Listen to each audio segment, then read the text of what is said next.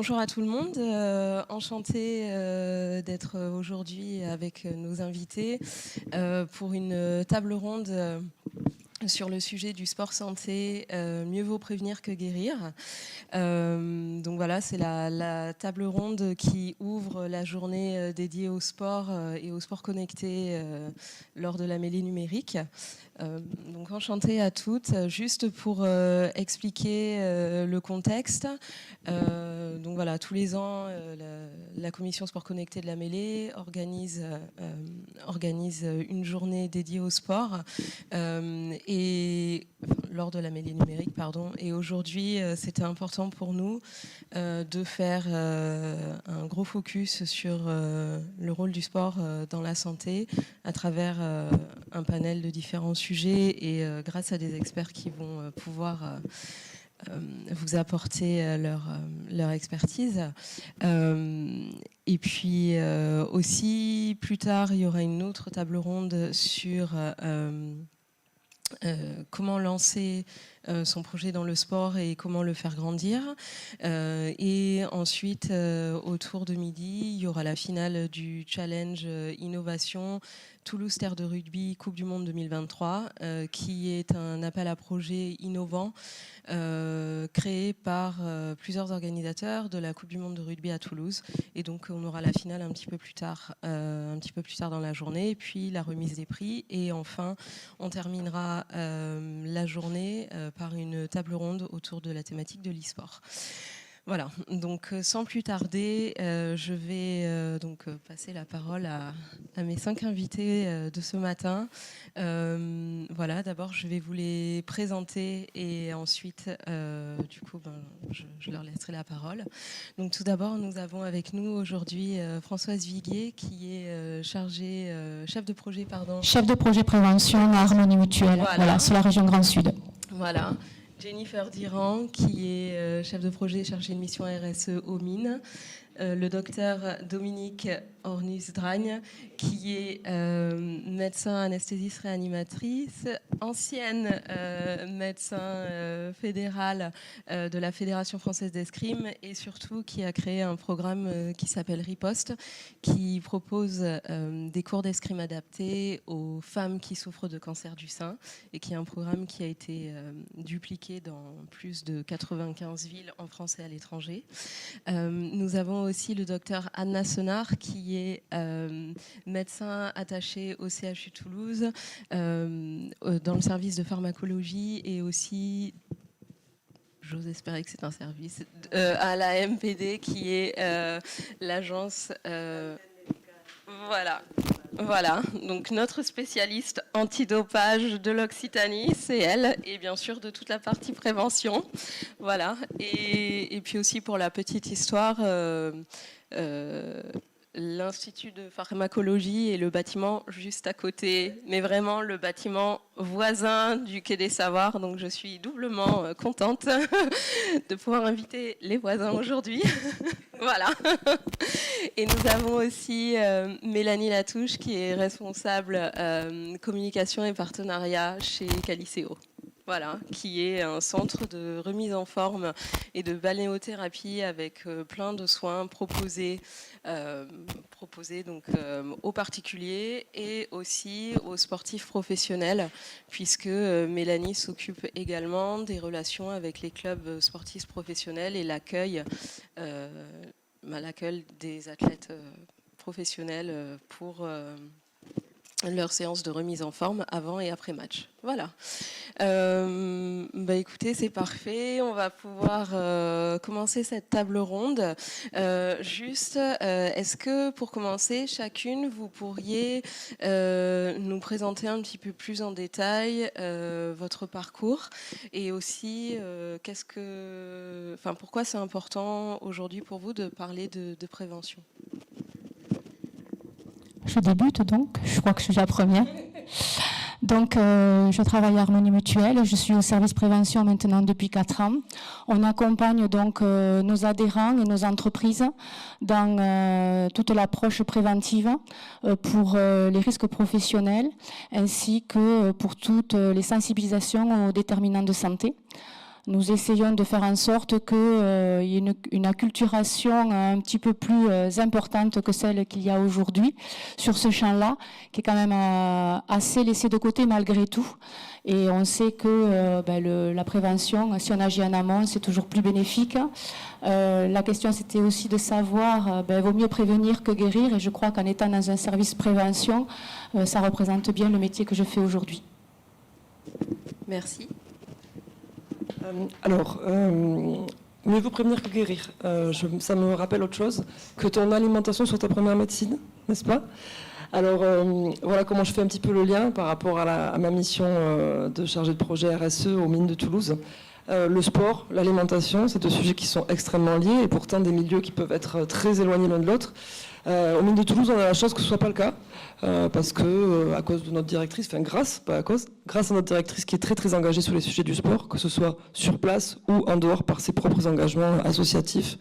Donc c'est vrai qu'on a cette particularité d'avoir un terrain extrêmement favorable à la pratique du sport en entreprise, et on le lie systématiquement évidemment aux enjeux de santé, de bien-être, de qualité de vie au travail, mais qui font aussi partie du schéma de la santé globale. Merci. Bien juste, on sait que faire du sport, ça prévient beaucoup de maladies, en particulier certains cancers, mais aussi le diabète, l'hypertension artérielle. Ça permet de le prévenir.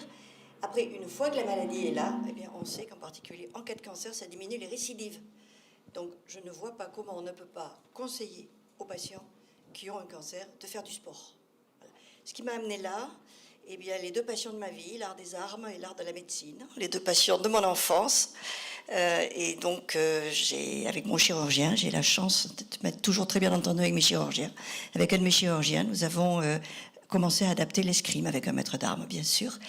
Et finalement, c'est quelque chose qui a fait l'engouement dans toute la France et même à l'étranger. Et plusieurs thèses ont montré les effets bénéfiques de ce sport particulier. Après, tous les sports sont bien. Il faut juste que les patients trouvent le sport qui leur plaît.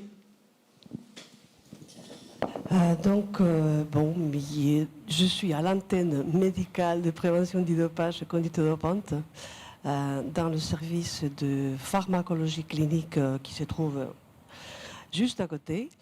Je suis arrivée à cette antenne après avoir travaillé pendant de longues années en neurologie, dans la prise en charge de maladies chroniques, donc douleurs chroniques, Charcot, sclérose en plaques, Parkinson, ou je faisais une prise en charge de thérapie de comportement et l'activité sportive, j'ai pensé quand vous parliez, l'activité sportive était fondamentale dans la prise en charge globale de ces pathologies.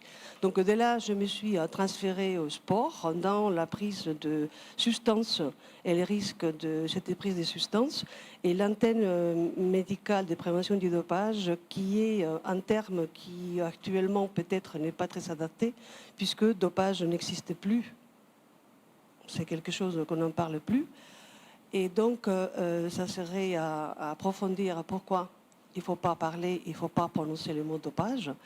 Mais on n'entend que lors de grands événements et lors de gros scandales ce terme, tandis que notre activité dans les antennes, c'est une prévention par rapport au risque de la santé et au risque de parcours sportif de ces athlètes, et une prévention qui va au-delà puisque nous essayons de prévenir mieux que guérir.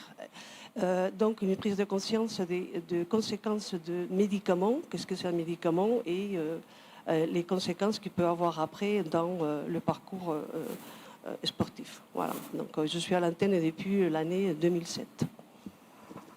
Parfait, merci. Moi, je suis Mélanie Latouche donc de Caliceo. Depuis 1 an et demi, j'ai en charge la partie B2B et la partie partenariat.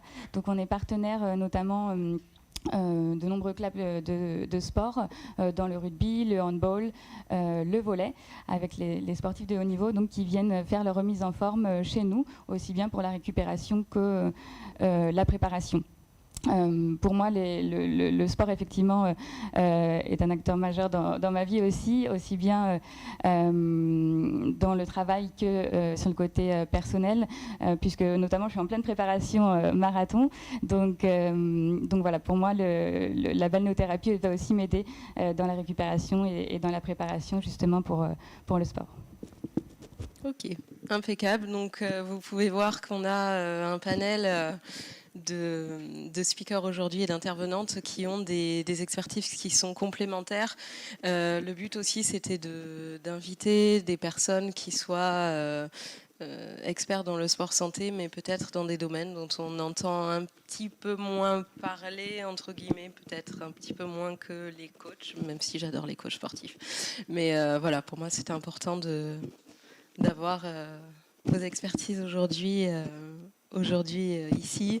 Maintenant, je vais me tourner vers Françoise Viguier, puisque quand on a préparé ce panel, en fait, vous m'avez dit que Harmonie Mutuelle est très très engagée dans le sport en entreprise et dans plusieurs actions liées au sport en général. Est-ce que vous pourriez expliquer pourquoi, pour un organisme mutualiste, en fait, c'est important aussi d'aller sur le volet de la prévention, alors que forcément, quand on pense à une mutuelle, c'est plutôt quand on est malade qu'on fait appel à elle.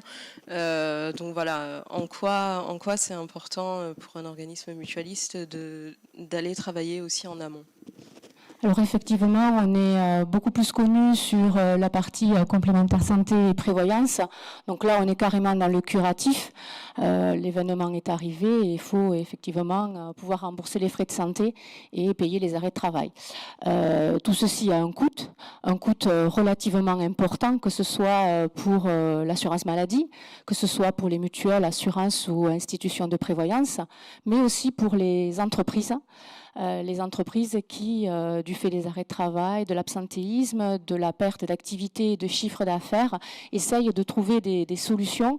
Et c'est vrai qu'en tant qu'interlocuteur sur la partie curative, de façon assez aisée, nous sommes allés sur le champ du préventif pour essayer de répondre à toutes ces données que je vous ai indiquées.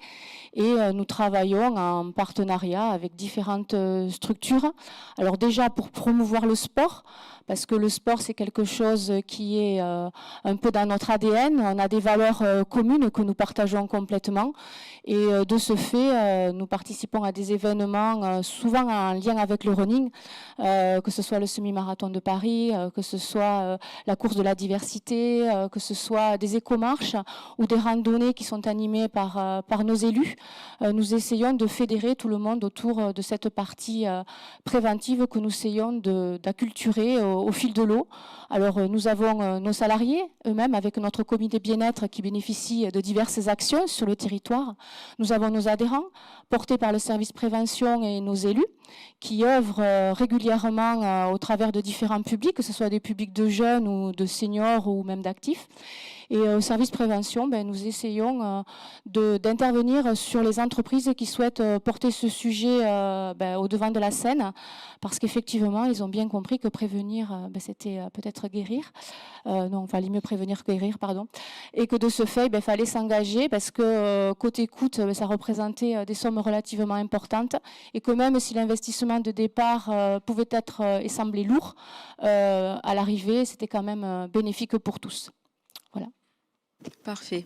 Et je sais également que Harmonie Mutuelle a développé une solution. C'est aussi pourquoi je suis heureuse d'avoir Jennifer Diran à vos côtés, puisqu'en fait, il y a une solution que vous avez développée. Est-ce que vous pouvez m'en parler un petit peu, puis après, je laisserai la parole à Jennifer. Alors, effectivement, nous travaillons sur deux champs. Le premier étant un accompagnement par la Fédération française de sport en entreprise, où nous mettons en place des activités physiques et sportives au sein des établissements, qu'ils soient professionnels ou non, sur du présentiel ou du distanciel. Et à côté de ça, nous avons une application qui est Harmonies Heroes, enfin plutôt United Heroes. Je crois qu'on va passer la vidéo tout à l'heure, que la société MIM a testé pour ses salariés et pour lequel nous fera un retour. Voilà. Et du coup, cette vidéo, vous la proposez à toutes les entreprises avec lesquelles vous êtes en partenariat ou comment ça se passe Alors, oui. Pardon, cette solution. Pardon. Alors effectivement, cette solution est proposée pour les entreprises qui, au départ, ne souhaitent pas faire du présentiel, mais qui souhaitent malgré tout impulser une dynamique, parce qu'il faut savoir que le sport, au-delà d'avoir une activité physique et un bénéfice certain, il permet de fédérer, permet de rendre possible des choses qui ne l'étaient pas précédemment. Et les entreprises commencent par cette solution pour se challenger des équipes, faire rencontrer des sites qui ne se rencontraient pas, des unités qui ne se rencontraient pas dans les entreprises. Et ça permet aussi ce lien fédérateur au travers de cette application. Parfait, merci. Alors là, on va juste regarder une courte vidéo qui va...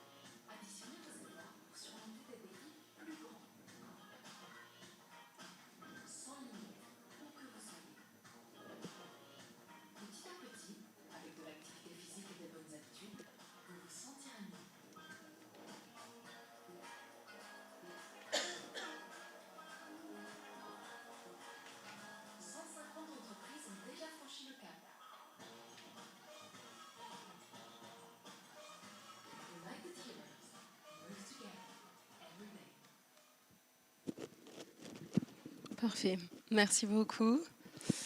Donc du coup, maintenant, je vais laisser la parole à Jennifer Diran, puisque au MIN, en fait, vous avez mis en place la solution proposée par Harmonie Mutuelle. Est-ce que vous pouvez expliquer comment ça s'est passé, quel a été le retour de vos collègues, et puis pourquoi, en fait, votre entreprise a sauté le pas pour mettre en place une solution de sport en entreprise, c'est le cas de le dire. Alors, la raison pour laquelle on a eu l'opportunité de tester cette solution, donc on ne pouvait pas ne dire non, parce que ça nous a emballé tout de suite, l'occasion de fédérer, de créer une cohésion autour du sport supplémentaire, l'occasion donc à travers ces différentes équipes aussi de permettre à des personnes qui ne se côtoient pas forcément de se rencontrer, puisque l'application est ouverte à tous, pas uniquement aux chefs d'entreprise, mais également aux salariés, et ils sont très nombreux à s'être inscrits. Donc cette solution, elle est à la fois très ludique, puisque voilà, facile d'utilisation, et puis permet aux gens de se challenger de façon, voilà, sur le ton un peu de la plaisanterie, qui passe devant, parce qu'il y a quand même un classement, il y a quand même un aspect challenge. Mais je pense vraiment qu'elle permet aussi aux gens de se rendre compte que chaque pas compte, mais littéralement. Que en fait, ce qu'on fait, c'est pas rien. Que se bouger, prendre les escaliers, pas des ascenseurs, on dirait que j'enfonce une porte ouverte, mais ça paraît peut-être évident pour les gens qui nous écoutent, mais ça l'est pas du tout en fait. Que oui, cette semaine, je vais prendre mon vélo à la place de ma voiture, je vais descendre une station de métro plus tôt. Voilà, des exemples comme ça, très très simples. Et on s'en est aperçu assez rapidement. Au départ, on a vu peut-être des personnes un peu réticentes se prendre au jeu, pas forcément de grands sportifs sur le papier, qui se sont mis, voilà, qui se sont prêtés au jeu. On est aussi accompagné par le Toulouse Université Club qui s'occupe un peu de la partie challenge et d'animer cette application et ce qui se passe autour. Donc ça a été voilà, des affichages un petit peu sur le ton, un petit peu de l'humour, sur les ascenseurs en disant 0 point sur United Heroes pour un petit peu enfoncer le clou, des choses comme ça. Désigner aussi des ambassadeurs qui vont essayer un petit peu de porter les équipes. Donc les ambassadeurs sont aussi obligés d'être en tête et de montrer l'exemple. Bon, voilà, tout ça pour dire que la solution est vraiment là pour fédérer, pour concrétiser, quand bien même ça reste de l'immatériel, les actions des uns et des autres, qu'elles soient très très importantes. Il y a des personnes qui ont une activité sportive très très importante, et même celles qui en ont moins. Donc c'est là où on touche à cet aspect cohésion, etc. Et est-ce que vous avez eu des retours de certains de vos collègues qui l'utilisent ? Comment ils en parlent ? Est-ce que vous... Là, oui, maintenant on se comprend quand on dit « Oh là là, voilà, ma montre s'est déconnectée », tout le monde comprend ce que ça veut dire. Ça veut dire « Ah mince, je n'aurai pas mes points, je vais... » Mais bon, par exemple, on peut toujours les récupérer. Donc, oui, si, il y a cet aspect...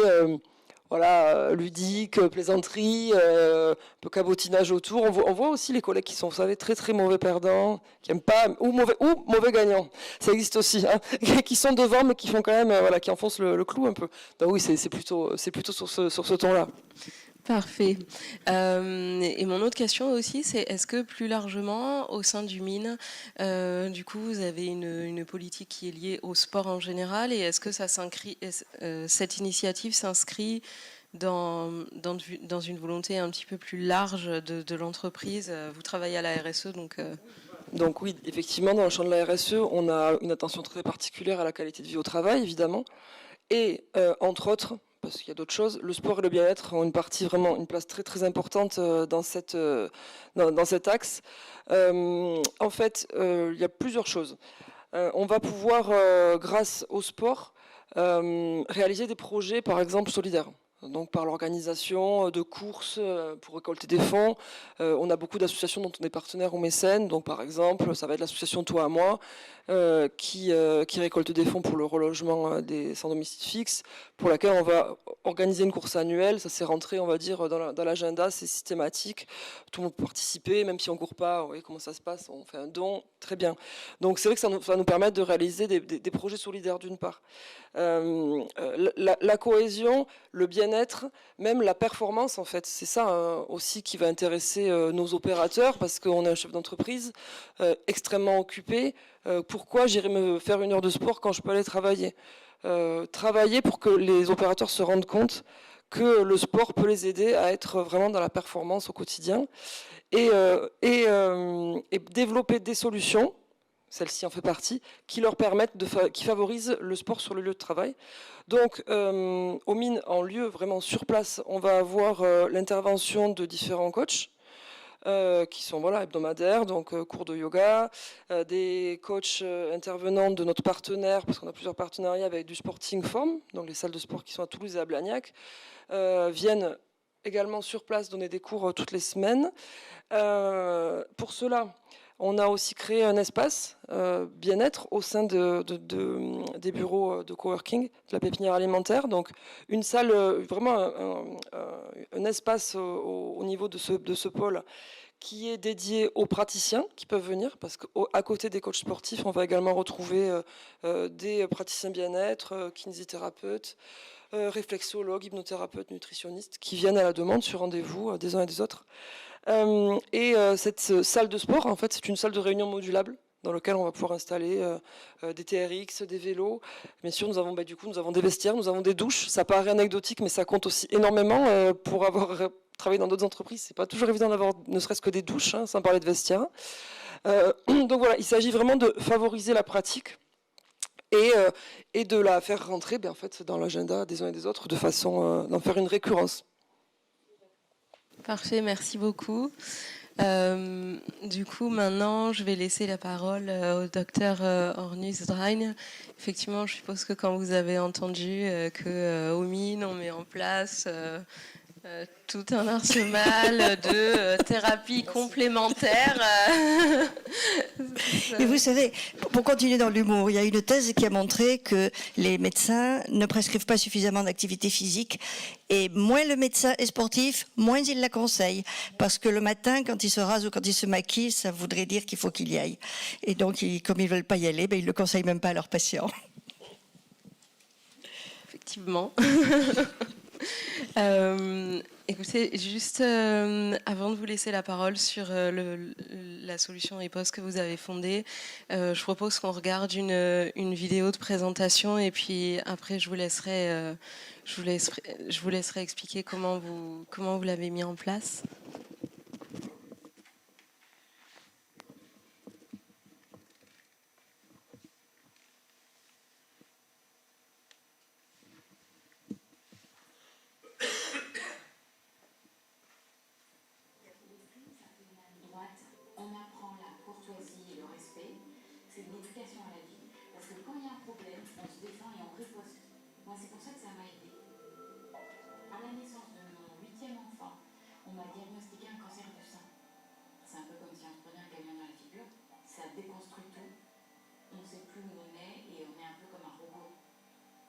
À l'hôpital, après ma radiothérapie, j'ai découvert un atelier d'escrime. J'ai pu prendre un sabre et faire un petit combat. Je n'étais plus une malade, j'étais vraiment une escrimeuse. Aujourd'hui, je suis en rémission. En fait, l'escrime m'a aidé à rester dans le monde, à ne pas rester dans mon monde. Et ça fait un bien fou de ne pas être enfermé dans la maladie. C'est un grand bonheur. L'escrime m'a appris à me défendre et à refuser d'abandonner.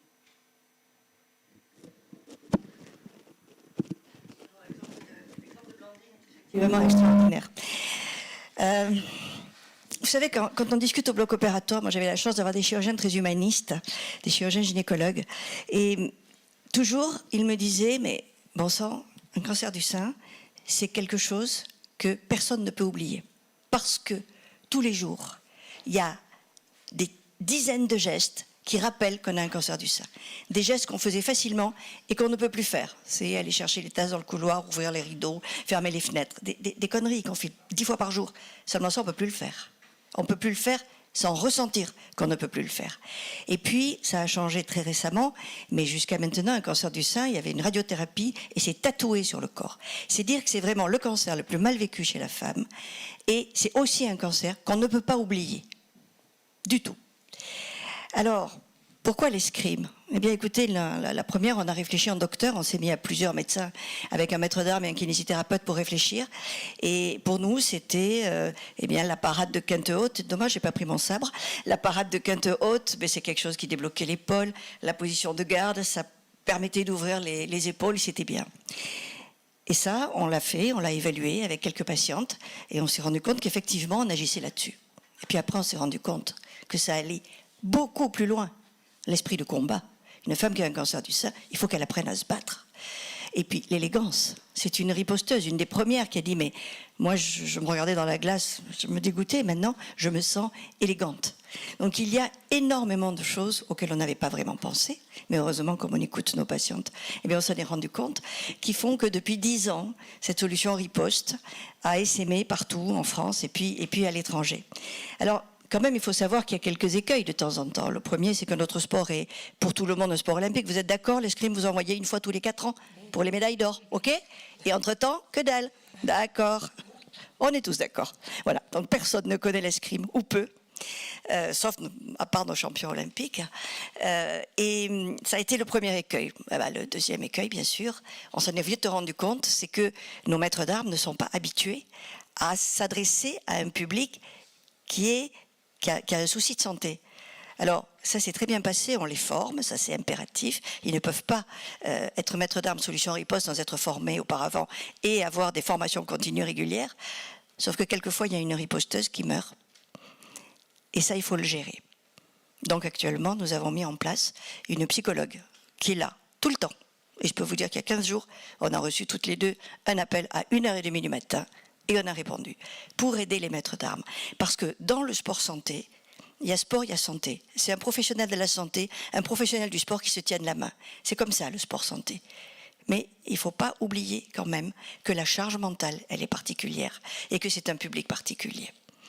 Voilà. Après, quoi vous dire sur Solutions Riposte ? Je ne devrais pas vous dire que tous les sports sont bien, pourvu qu'ils soient bien adaptés et bien enseignés. Nous sommes draconiens sur les évaluations et sur la formation des maîtres, mais vraiment draconiens. Donc je ne devrais pas vous dire que tous les sports sont bien, je vous dis juste que l'escrime c'est mieux, bien sûr, je ne peux pas dire autre chose. Moyennant quoi, c'est vrai que quand on s'adresse à des patients qui ont un cancer, il faut trouver quelque chose qui leur plaît. Alors il y a ceux qui ont envie d'être dehors, ceux qui ont envie d'être sur l'eau, ceux qui ont envie d'être dedans, ceux qui ont envie d'être seuls, ceux qui ont envie d'être en groupe. Tout est bien. Et il faut que tous les sports s'adaptent de manière à ce que, quand un ou une patiente sort de l'hôpital, il y a une grande carte et qu'on lui dise « venez essayer ». Et ça, les fédérations, c'est difficile d'aller essayer avec le système français de fédération. Venez essayer et puis choisissez celui qui vous plaît. Quand on pense qu'après un cancer du sein, pratiquer un sport diminue de 35% au moins les récidives, les études vont jusqu'à 50%, et qu'il y a moins de 40% des femmes qui pratiquent, là je pense qu'il y a un bug. Et là je pense que c'est vraiment quelque chose sur lequel il faut agir. Voilà, bienvenue dans nos salles d'armes quand vous voulez. Merci beaucoup. Est-ce que vous pourriez expliquer, en fait, quand vous avez mis en place la solution Riposte, quel a été l'accueil des médecins? Est-ce que ça a été bien accueilli partout ou moins bien accueilli dans certains endroits? Alors, comment ça s'est passé? Est-ce que vous avez fait un essai? Les premiers ont pensé que j'avais fumé la moquette. Parce que franchement, l'escrime, il s'y attendait pas, même mon chirurgien. Le problème, c'est que j'étais sous anesthésie, donc toutes les semaines, j'étais avec lui, quoi. Alors au bout d'un an, il a bien fallu qu'il s'y mette, parce qu'il n'a pas eu le choix. Non, je plaisante. On a été reçus bien, pas partout. Pas partout, on a été... vous savez, on ne sait jamais, on arrive... Alors en revanche, comme vous voyez, j'ose parler, et par conséquent, j'ai été partout où je pouvais. Partout, pour expliquer que vraiment, c'était quelque chose de bien. Voilà. Et finalement, alors, quel a été notre argument? Comme je vous l'ai dit, l'escrime est un sport confidentiel. Donc, il y a plusieurs villes de France, et là, je pars à Vannes la semaine prochaine, je vais faire pareil, où on a pris les chirurgiens, on leur a mis un sabre à la main. Et là, une fois qu'ils ont cette arme à la main, et qu'on leur donne une leçon d'escrime, on a pris les infirmières de consultation d'annonce, les kinés, tout le monde. Une fois qu'ils ont cette arme à la main, ils voient le geste, et ils disent « Ah bah oui, c'est évident ». Voilà. Ça a été la raison. Alors, est-ce que tout le monde nous a bien reçus? Non. Est-ce que tout le monde nous reçoit toujours bien? Non. Ça dérange un petit peu. Alors, je vais vous dire, il y a des choses... Beaucoup de médecins disent, mais moi, je lui dis d'aller marcher. Il faut qu'elle aille marcher. Oui, mais si votre patiente ou votre patient, il a des corps aux pieds, il n'ira pas marcher, quoi. Surtout tout seul. Pour aller où? Je veux dire, il faut trouver quelque chose qui plaise. Et l'argument, c'est celui-là. C'est trouver quelque chose qui plaise et qui fasse du bien. Voilà. Après, je crois que maintenant c'est un petit peu entré dans les mœurs quand même. Et puis notre première marraine s'appelle toujours, mais elle n'est plus notre marraine parce qu'elle a été ministre, s'appelle Laura Flessel. Et c'est vrai un petit peu que ça change la donne. Et puis l'autre chose, j'ai un grand champion olympique qui s'appelle Gaël Touillat, qui est de la région, qui m'a toujours accompagné quand j'allais faire des conférences au début. Alors c'est vrai que quand vous arrivez, vous êtes médecin, vous parlez d'escrime, c'est bien mignon. Quand vous avez un champion olympique à côté, quand même, ça change la donne. Hein. Je vous assure.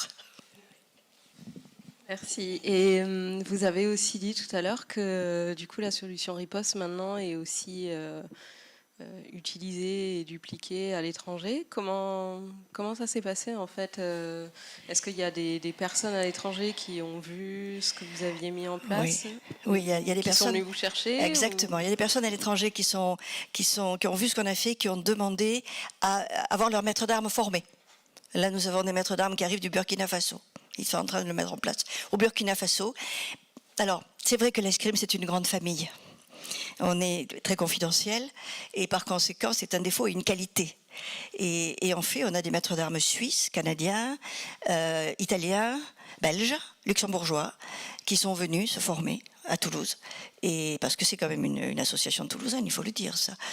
Ils sont venus se former et ils l'ont mis en place chez eux. Je suis toujours en contact. Ils sont toujours parrainés par Solutions Riposte et ils suivent les formations continues. Mais encore une fois, l'escrime c'est la qualité de la confidentialité du sport. C'est que quelque part nous nous connaissons tous, nous nous rencontrons sur les lieux de compétition. Alors moi je suis toujours médecin des équipes de France d'escrime handisport et c'est vrai qu'on rencontre tous les pays dans les championnats du monde ou les coupes du monde. Donc on en parle. Donc du coup ça fait des... Ça fait boule de neige. Voilà, parfait. Merci beaucoup. Docteur Senard, du coup, je vais vous laisser la parole sur le rôle de la prévention. Alors, vaste sujet quand on travaille sur les substances dopantes depuis des années, surtout quand on est médecin. Oui. Est-ce que vous pourriez m'expliquer pourquoi, en fait, c'est déjà... je sais que dans votre métier, il y a énormément de prévention et pourquoi c'est important pour vous de parler de prévention, pas seulement pour les sportifs de haut niveau, mais vraiment pour la population entière avec votre expertise et votre connaissance de médecin. Parce que je pense, et c'est notre principe à tous les antennes en France, de mettre en avant qu'on est tous concernés. Donc ça, c'est vraiment le principe. On est tous concernés dans cette problématique de prise de substances pour augmenter la performance dans le sport. Donc déjà, tout court pour la performance, puisque le problème de conduite dopante et dopage est incrusté dans un contexte de société où la performance, c'est à tout prix. Il faut qu'on soit performant tout le temps. Que ce soit dans le travail, que ce soit dans le sport, que ce soit dans l'image, par rapport à certaines idéologies, donc femmes ou hommes. Donc il y a toutes les modes qui sont transmises en plus dans les réseaux sociaux. Donc vous avez les muscles pour la masculinité, les muscles pour certains sports, donc développement de la masse musculaire, donc tous les compléments alimentaires qui sont sur le marché à la disposition de tout le monde, surtout sur Internet, sans aucune garantie que ces compléments alimentaires, par exemple, sont contaminés par d'autres substances qui peuvent être à risque pour la santé de la personne qui prend sportif concrètement, risque pour sa carrière sportive et risque pour sa santé. Donc les médicaments aussi, ils sont très faciles de prendre des médicaments. Vous allez dans une pharmacie et c'est presque une petite boutique. Vous pouvez arriver en disant qu'il y a un peu de mélatonine, un peu de pseudoéphédrine, plus un peu de paracétamol, bon, codéiné si c'est possible, et vous faites un cocktail et vous êtes sur une consommation de médicaments sans savoir qu'est-ce que c'est tout ça. Donc, le but étant la performance à tout prix. Dans le sport, bien évidemment, ça s'est traduit par une problématique de dopage, puisqu'il y a un règlement qu'il faut respecter, puisqu'il y a le respect de soi, le respect des autres, qui est au cœur du sport, ce qui est super, enfin, dans le principe. Et donc, tout ça, ça donne cette problématique qui est d'un côté conduite dopante-dopage, un peu mélangée, et performance à tout prix dans la société. Voilà.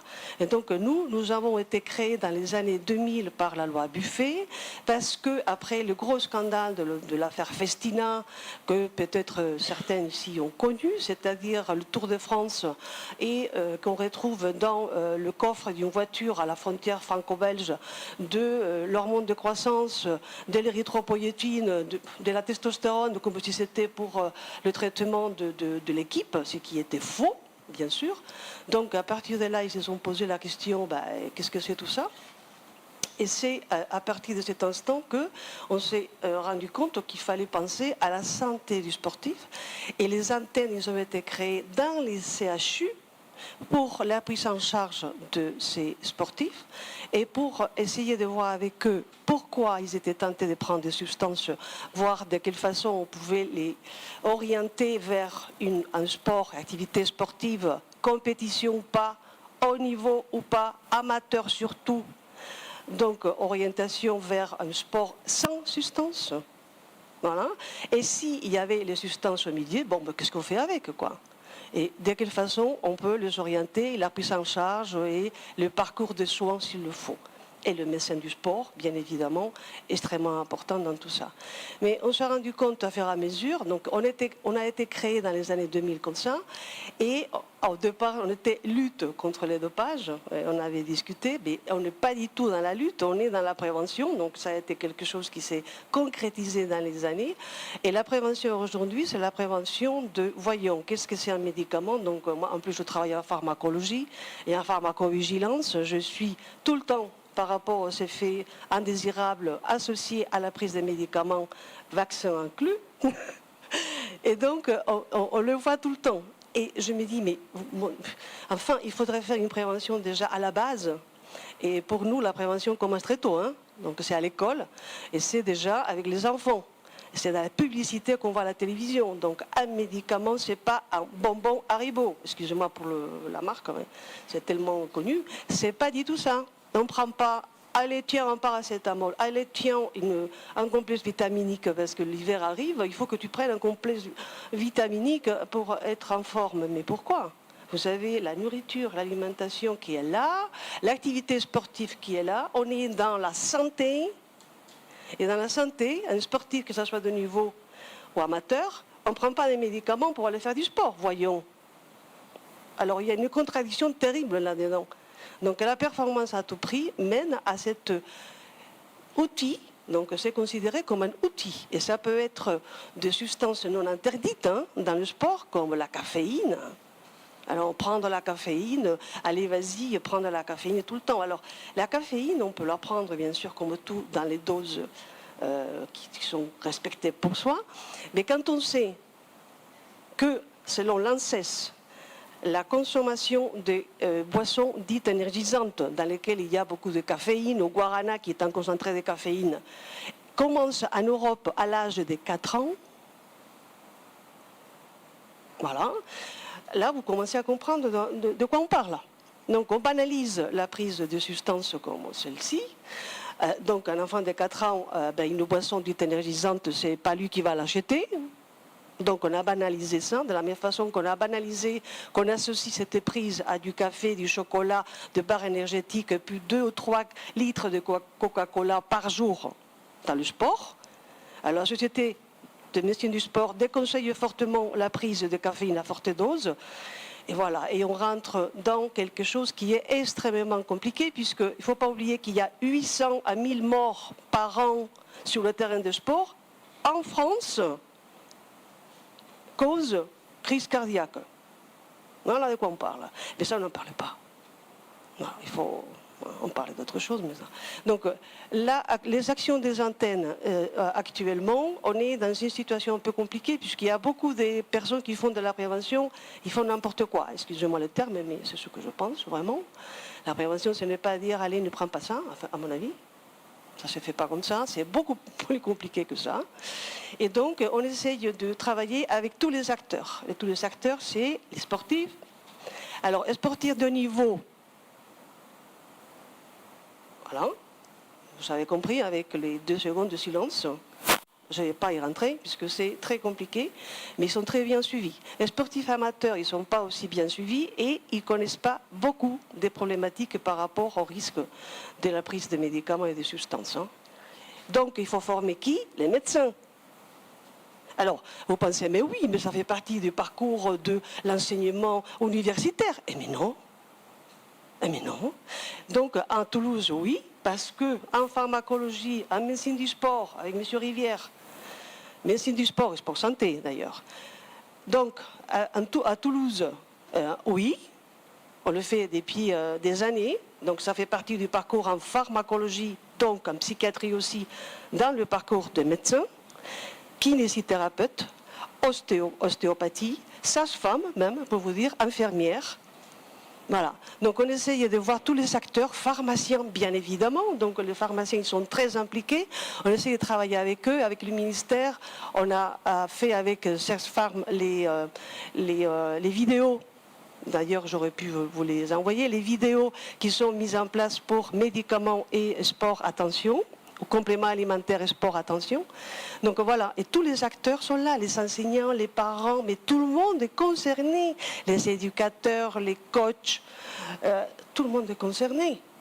Voilà, c'est une prise de conscience. Et finalement, de ce que vous dites, je ne fais pas de débat, mais en fait, il y a la partie finalement de la prévention contre les substances dopantes qui est plus ou moins appuyée, enfin sur laquelle on s'appuie plus ou moins suivant la ville où on fait son parcours de médecine en fait, de ce que vous dites. Oui. Ouais. Donc ça, en fait, finalement, à Toulouse, on a de la chance puisque les différentes disciplines et les professeurs des chefs de département ont décidé de mettre vraiment l'accent dessus, mais c'est pas forcément le cas. Enfin, ça ne serait pas forcément le cas dans d'autres villes. Eh bien, c'est pas, le problème de la prévention par rapport à la prise de substances dans le sport, c'est que ce n'est pas harmonisé. On a énormément du mal à être tous dans le même discours, dans la même horizon. Et voilà, donc on essaye de faire les uns avec les autres, mais dans le monde du sport, il y a beaucoup des problématiques. Et moi, je suis admirative des sportifs, et surtout des sportifs de haut niveau quand je les ai en face de moi, parce que mais ils sont d'une dédication totale. Ils sont complètement, ils se donnent complètement au sport. Mais mentalement, mais l'être, c'est pas que je fais du sport, non, je suis sport. C'est incroyable. Donc, quand vous voyez des personnes comme ça, mais il faudrait les traiter avec un soin immense. Pas seulement l'admiration de la médaille olympique, bien évidemment, mais tout le reste qui va avec après la médaille olympique. Parce qu'avant la médaille olympique, on sait. Mais après la médaille olympique, on les oublie. Parce qu'il y en a d'autres qui vont prendre la place. Non mais attendez, qu'est-ce qu'ils sont devenus? Il n'y en a pas d'études. On essaye de faire des études universitaires. Actuellement, on fait beaucoup avec les pharmaciens sur quel est le rôle des acteurs dans la prévention, les pharmaciens, les sportifs, les étudiants. Bon, d'accord, les médecins, oui, ça y est, ils commencent à avoir une prise de conscience. Mais qu'est-ce qu'ils deviennent, les sportifs de haut niveau, une fois que leur carrière est arrêtée? Jeunes. Ils vont tomber dans quel type de problématique? Comment ils sont pris en charge dans leur santé?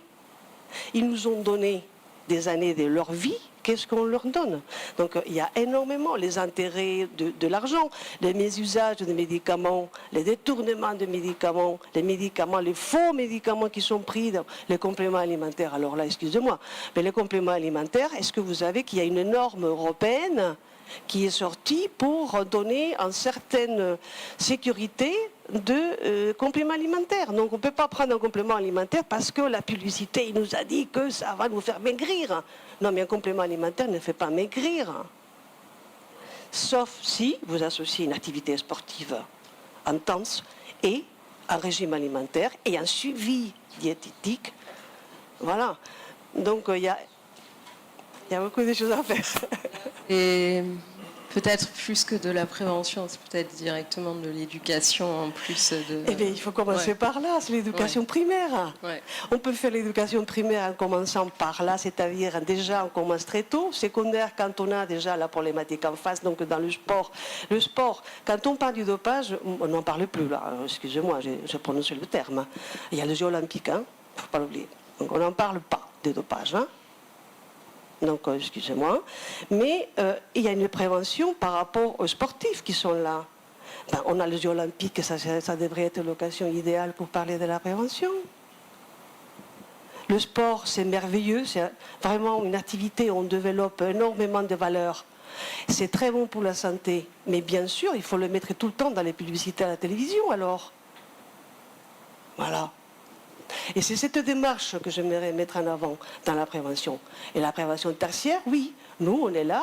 Oui, les sportifs ou ceux qui font de la musculation aussi et qui sont dans l'engrenage des stéroïdes androgènes anabolisants, quand même, il ne faut pas l'oublier, ils le prennent dans le monde, partout. Les garçons, les filles, tout le monde. Le clenbuterol est des stimulants parce qu'il faut. Les grands scientifiques, ils prennent beaucoup de stimulants parce qu'il faut mettre leur capacité intellectuelle au service de l'humanité. Enfin, tout ça, c'est vraiment à débattre et à mettre en avant, je pense. Oui, effectivement. Merci. Grand Merci de m'avoir sujet. invité. Non, mais c'est... Vraiment, c'est C'était important pour nous aussi vraiment de donner la parole à un médecin spécialisé dans cette thématique. Oui, c'est vrai qu'il y a encore beaucoup à faire, effectivement. Merci. Du coup, maintenant, je vais donner la parole à Mélanie Latouche, qui est responsable communication et partenariat chez Caliceo. Du coup, vous êtes sur l'accompagnement des sportifs via tout ce qui est balnéothérapie, soins, donc non médicaux mais complémentaires, thérapie complémentaire. Est-ce que vous pouvez nous expliquer qu'est-ce que ça leur apporte en fait aux équipes qui viennent chez Caliceo dans leur quotidien, dans leur préparation de match, dans leur après-match? Voilà. Donc effectivement, chez Caliceo, on a de nombreux partenariats dans le milieu sportif, tous sports confondus. Comme le disait tout à l'heure, le rugby, le volley, le handball. Cette année, on initie un partenariat avec un groupe d'athlètes qui a un projet pour les Jeux Olympiques. Et en fait, tous ces sportifs donc, viennent faire leur récupération chez nous. On a diverses activités qui peuvent les aider dans leur récupération ou dans leur préparation. Tout d'abord, donc la balnéothérapie. La balnéothérapie, ça va être donc la thérapie par l'eau. On parle de balnéothérapie dans une eau à partir de 30 à 34 degrés. Donc nous, l'ensemble de nos bassins sont chauffés à 34 degrés. Avec différents jets, des jets hydromassants, des jets à contre-courant, des cols de cygne, tout ça qui va permettre la détente musculaire, la détente générale globale et la détente musculaire. Donc forcément, ça va être intéressant pour les sportifs de haut niveau pour la récupération, pas que pour les sportifs de haut niveau d'ailleurs, hein, pour tout le monde. Et aussi, on va avoir toute la partie sauna et hammam qui va, par la chaleur, créer une hyperthermie et donc de la sudation et va permettre d'éliminer les toxines et les toxiques du corps. Et on a aussi la partie bassin froid. Donc, on a un bassin qui est à 16 degrés qui va, par le froid, en fait, créer un petit stress et améliorer la résistance du corps, puisque quand on rentre dans un bassin froid en général à 16 degrés, après un sauna à 90 degrés, on a ce petit grincement de dents qui crée un petit stress, donc qui est assez intéressant pour les sportifs. Donc voilà, c'est toutes ces activités qu'on propose qui vont vraiment aider la récupération des joueurs. D'ailleurs, certains entraîneurs, certains coachs d'équipe recommandent, même obligent quasiment les joueurs à venir faire leur récupération chez nous après chaque match. Parfait.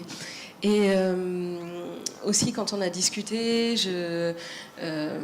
j'ai vu qu'il y a aussi des professionnels qui viennent à Caliceo, une sophrologue, je crois, une personne qui connaît les huiles essentielles. Du coup, est-ce que vous pouvez nous expliquer finalement comment se construit l'offre de soins complémentaires chez Caliceo et comment ça se passe?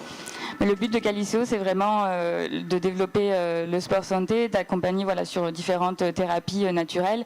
Effectivement, la balnéothérapie donc par l'eau, mais on a depuis peu développé aussi le yoga et la sophrologie. Effectivement, on a de temps en temps sur des événements ponctuels des intervenantes en sophrologie, qui fait aussi de la réflexologie plantaire, qui utilise aussi des huiles essentielles, et une professeure de yoga qui intervient. Nous, vraiment, le but, c'est de faire découvrir toutes les possibilités naturelles qui existent pour aider à la récupération ou la préparation, ou même ça va être aussi intéressant pour les blessés, etc., de venir tester toutes ces activités. Parfait, merci. Et aussi, juste pour ceux qui connaissent le secteur du sport, c'était important pour moi de faire intervenir Mélanie aujourd'hui pour expliquer aussi que on peut faire du sponsoring dans le sport en étant une entreprise qui apporte des services et des soins et pas seulement du cash sur la table ou pas seulement des biens physiques. Et pour moi, c'était important aussi de vous inviter aujourd'hui pour expliquer que voilà, les partenariats avec des clubs professionnels sportifs, ça passe aussi par des partenariats avec des centres qui sont spécialisés dans le bien-être. Sachant que bien sûr toutes les équipes ont des médecins, des kinés, des ostéopathes affiliés et attitrés, mais que effectivement dans toute la partie partenariat et sponsoring au sens large dans la manière dont on entend parler actuellement dans la société, effectivement, il y a aussi des entreprises comme Caliceo qui sont totalement partie prenante et qui apportent une expertise vraiment indispensable aux sportifs. Donc ça, c'était vraiment très important pour moi dans le cadre de cette table ronde de le dire. Alors, cette table ronde touche presque à sa fin. Je voudrais vous demander à chacune d'entre vous qu'est-ce que ce serait pour vous l'idéal, votre idéal autour de ce sujet de la prévention. Si vous aviez une baguette magique, qu'est-ce que vous feriez pour changer? Qu'est-ce que vous changeriez ou qu'est-ce que vous mettriez plus en place? J'aime bien le concept de baguette magique. Voilà, en termes de sport, alors ça peut être large, soit dans la vie en général, soit en entreprise, de vos sujets d'expertise ou un autre qui vous tiendrait à cœur. Alors, si j'avais une baguette magique, j'aimerais arriver à convaincre l'ensemble des employeurs, parce que le monde de l'entreprise, on y est vraiment entre 8 et 12 heures par jour. On œuvre, certes, au quotidien, mais si je pouvais arriver à convaincre le bienfait de la prévention primaire, surtout la prévention primaire, les docteurs présents en ont parlé tout à l'heure, mais ce n'est pas quand le corps est cassé, abîmé, que la partie psychologique ne suit plus qu'il faut agir. Je pense que c'est vraiment en amont et convaincre les employeurs d'aller vers ces démarches-là, ça serait vraiment super. Voilà, c'est ce que j'avais à dire. Alors, vous l'avez très bien dit, donc je ne remets pas une couche sur l'importance du sport en entreprise. Alors, on va dire peut-être quelque chose de plus personnel et ça rejoint aussi ce que disait le docteur Sénard, l'éducation. Il y a eu des études récentes qui prouvent que certains enfants bougent moins que des prisonniers. La sédentarité, c'est le prochain tabac, si j'ose dire, si je veux faire un raccourci peut-être un petit peu, voilà. Donc c'est le nouveau tabac, même le nouveau tabac, c'est la sédentarité. Les enfants ne font pas beaucoup de sport, pas assez de sport. Là, on en a beaucoup parlé cette année, grâce aux Jeux Olympiques qui arrivent à la rentrée. Vous avez peut-être entendu les informations, les 30 minutes arrivent à l'école, mais les enseignants ne sont pas formés, ne sont pas des sportifs. Les structures ne sont pas équipées, ou certaines le sont, mais d'autres n'ont pas la chance de l'être. C'est très très dur, il faut faire bouger, il faut éduquer sur le sport, sur l'alimentation, et ça c'est vraiment la prévention primaire. Voilà, ce serait mon souhait pour le futur. Merci. Alors moi je suis totalement d'accord avec vous, il faut faire bouger les enfants, ils ne bougent pas beaucoup. Moi ce que j'aimerais c'est qu'on implique tous ceux qui sont autour d'eux. Et qu'on n'oublie pas les grands-parents, peut-être parce que je suis une grand-mère. Mais les parents, ils n'ont pas toujours le temps de faire du sport à leurs enfants. En revanche, les grands-parents, ils sont là pour les faire bouger. Et ils peuvent le faire parce qu'ils les ont pendant les vacances, ils les ont quelques fois dans la semaine. Voilà, la première chose. Ensuite, je voudrais vraiment qu'on lutte contre la sédentarité. Ça, c'est la première chose. Avant de faire du sport, qu'on lutte contre la sédentarité. Et puis, je voudrais que mes confrères expliquent à leurs patients pourquoi il faut en faire. Parce que je me rends compte que beaucoup de personnes qui ont eu un cancer, il y en a qui me disent pourquoi il faut faire du sport. C'est à nous, médecins, à le dire tout de suite, à expliquer pourquoi. Parce que si vous n'expliquez pas pourquoi, eh bien vous aurez la moitié de vos patients qui ne vous suivront pas. Donc une baguette magique, je voudrais que mes confrères, quelquefois, changent de discours. Merci. J'aurais tellement de choses à faire que ça me prendrait beaucoup de temps. Mais bon, il y a quelque chose que j'y pense tous les jours. Peut-être parce que mon fils, il est architecte, qu'un jour il a fait un travail sur architecture et santé. Et tous les jours j'y pense, je me dis, je changerai l'urbanisme de ville.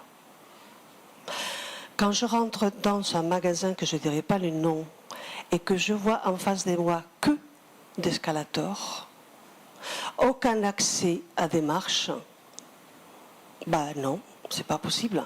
Et c'est comme ça tout le temps. Donc, je commencerai par une prise de conscience de que peut-être obliger les jeunes à faire du sport, ça va être très compliqué, hein, surtout avec les réseaux sociaux et tout là. Et ça a toujours été compliqué de toute façon, hein, c'est pas une question de maintenant.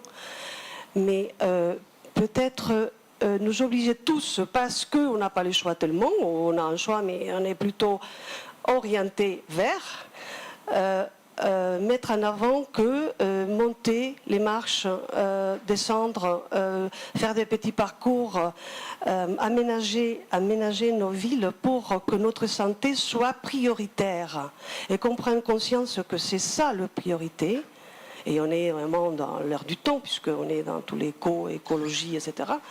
Mais une prise de conscience globale, en commençant par... Donc ça serait de changer la mentalité pour qu'on prenne conscience qu'il faut faire quelque chose, mais à tous les niveaux, et que si peut-être nous ne sommes pas capables de lutter contre l'obésité, qui est le grand problème au niveau de l'humanité, et l'Organisation mondiale de la santé le dit tout le temps, c'est la première cause malgré tout, des décès et des pathologies, c'est l'obésité.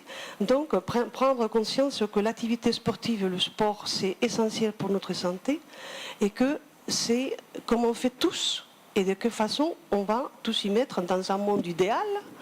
Donc, on commence aussi par les villes, ça serait super. Merci. Parfait, merci. Et Mélanie ?